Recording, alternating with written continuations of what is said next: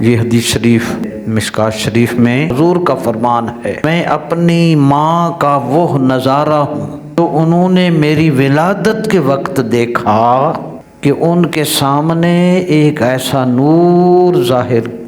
ہوا، اضاء لہا منہ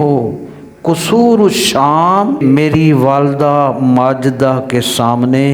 اس نور کی روشنی سے ملک شام کے محلات چمک اٹھے۔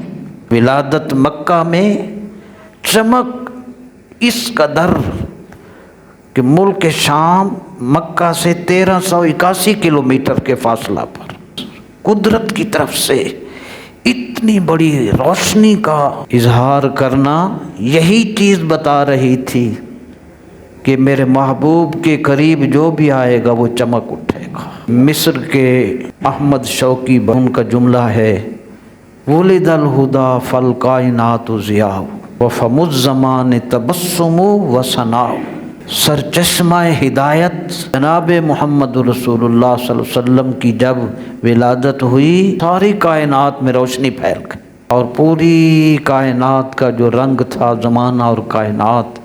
مسکرا بھی رہی تھی کائنات، اور نبی علیہ السلام کی تعریف بھی کر رہی تھی۔